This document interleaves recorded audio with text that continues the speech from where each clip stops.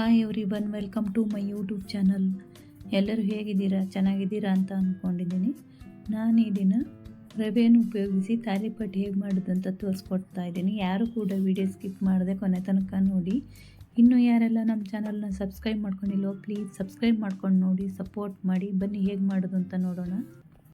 ಇಲ್ಲಿ ನಾನು ಒಂದು ಬೌಲ್ ತಗೊಂಡು ಅದರಲ್ಲಿ ಚಿರೋಟಿ ರವೆಯನ್ನು ಹಾಕ್ಕೊಳ್ತಾ ಇದ್ದೀನಿ. 1.5 ಕಪ್ಪು ಚಿರೋಟಿ ರವೆ, ಇಲ್ಲಿ 3/4 ಕಪ್ ಆಗುವಷ್ಟು ಮೊಸರನ್ನು ತೊಗೊಂಡಿದ್ದೀನಿ.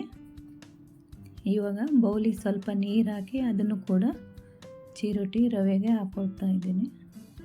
ಸ್ವಲ್ಪ ಉಪ್ಪು, ಅಂದರೆ ರುಚಿಗೆ ಎಷ್ಟು ಬೇಕು ಅಷ್ಟು ಉಪ್ಪನ್ನು ಹಾಕ್ಕೋಬೇಕು.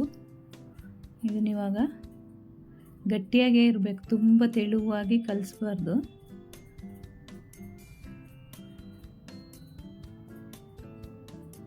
ಇದು ಕರೆಕ್ಟಾಗುತ್ತೆ 3/4 ಕಪ್ಪು. ನೋಡಿ ಇಷ್ಟು ಗಟ್ಟಿ ಇರಬೇಕಿದು.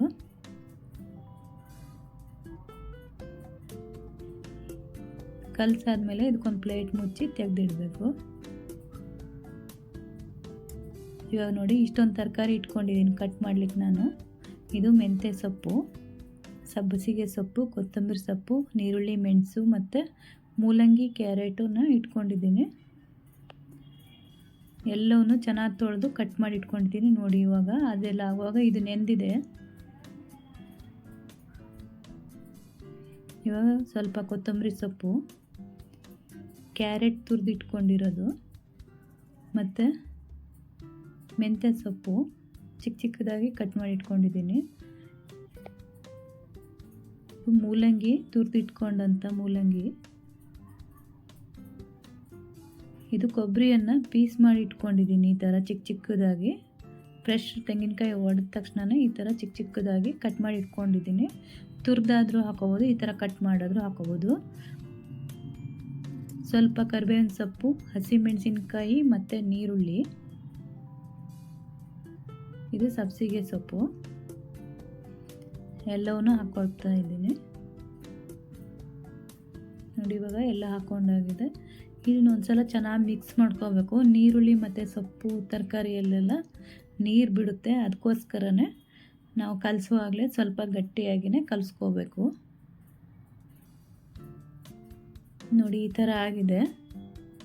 ಇವಾಗ ಒಂದು ಹೋಳಿಗೆ ಪೇಪರ್ ಇಟ್ಕೊಂಡು ಅದಕ್ಕೆ ಸ್ವಲ್ಪ ಎಣ್ಣೆ ಹಾಕ್ಕೊಳ್ತಾ ಇದ್ದೀನಿ.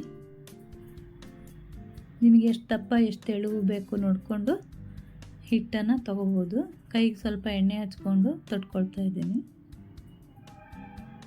ತುಂಬ ತೆಳುವಾಯಿತು ಹಿಟ್ಟು ಅಂದರೆ ಒಂದು 2-3 ಸ್ಪೂನಷ್ಟು ಅಕ್ಕಿ ಹಿಟ್ಟನ್ನು ಉಪಯೋಗಿಸ್ಕೊಳ್ಳಿ.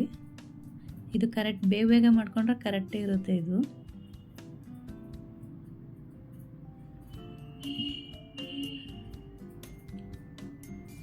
ಬಾಳೆ ಎಲೆ ಮೇಲೆ ಕೂಡ ತೊಟ್ಕೋಬೋದು ಇದನ್ನು. ನೋಡಿ ಇವಾಗ ಇದು ಕಬ್ಬಿಣದ ಹಂಚು, ಸ್ವಲ್ಪ ಎಣ್ಣೆ ಹಾಕಿ ಟಿಶ್ಯೂ ಪೇಪರಿಂದ ಒರೆಸ್ತಾ ಇದ್ದೀನಿ.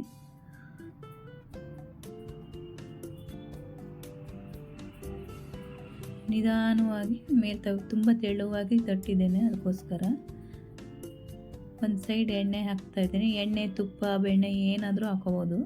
ನಾನಿಲ್ಲಿ ಎಣ್ಣೆ ಹಾಕ್ಕೊಳ್ತಾ ಇದ್ದೀನಿ. ಒಂದು ಸೈಡ್ ಆಗಿದೆ. ಇವಾಗ